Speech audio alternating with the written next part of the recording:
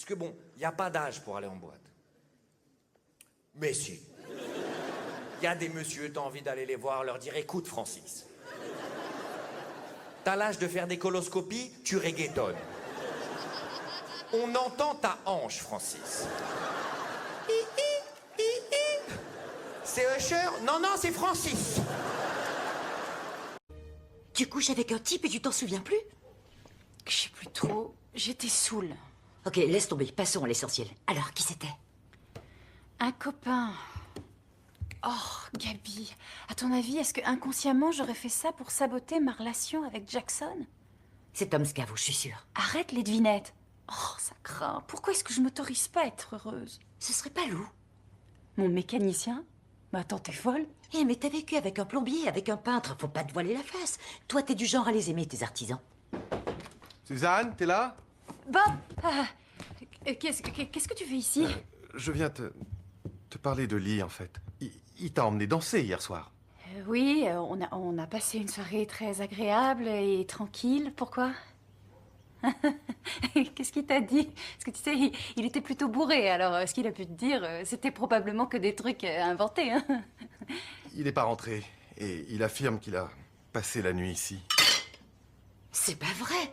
Ah, salut Gabi, j'avais pas vu que t'étais là. C'est pas grave, elle s'apprêtait à partir. Non, je crois que je vais rester nettoyer tout ça. C'est le bordel. Bob, Lee est bien resté ici, cette nuit. Et même qu'il a dormi sur le canapé, dans la chambre d'amis. T'as donc aucune raison de t'en faire. Oh, je suis soulagé. C'était atroce. J'imaginais qu'il avait passé la nuit avec un mec. Jamais il te ferait ça. Il est amoureux de toi. Ah oui, ça je le sais.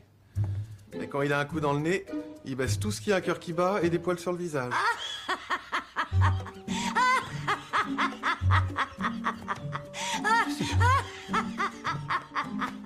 Aïe! C'est dur, la quarantaine. Je suis fatiguée. Et la quarantaine, c'est la petite mort, tu vois. C'est vraiment, ouais, je te promets, je te jure. En plus, mon mec, il m'aide pas, tu vois. Et arrêtez de me parler du partage des tâches. Non, non, la charge mentale n'est pas dans l'exécution, mais dans la planification.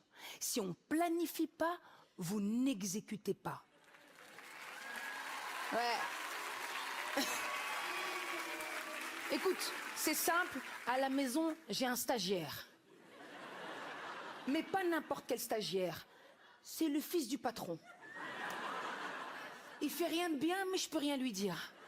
Tu vois, et ma mère, elle me dit, mais Nawal, délègue, décharge-toi. Je dis, maman, je fais que ça. Je te promets, des fois, tu sais, j'habille ma fille, je lui dis, fais-nous un truc à manger. Il débarque comme ça dans la cuisine. Ils ont mis où les ustensiles? Ils ont mis où les casseroles? J'ai dit, mais c'est qui ils? Tu crois que j'ai une équipe? Et puis ils sentent quand on va craquer, hein. Ils sentent quand on est à bout. Là, ils font les faillots. Laisse, je vais faire. Vous connaissez la technique de laisse, je vais faire? Vous la connaissez? Elle consiste à faire, mais à mal faire. C'est volontaire. Pour lui dire, tu sais pas faire, fais plus. Pour qu'après, au final, ils nous sortent le légendaire, elle est jamais contente.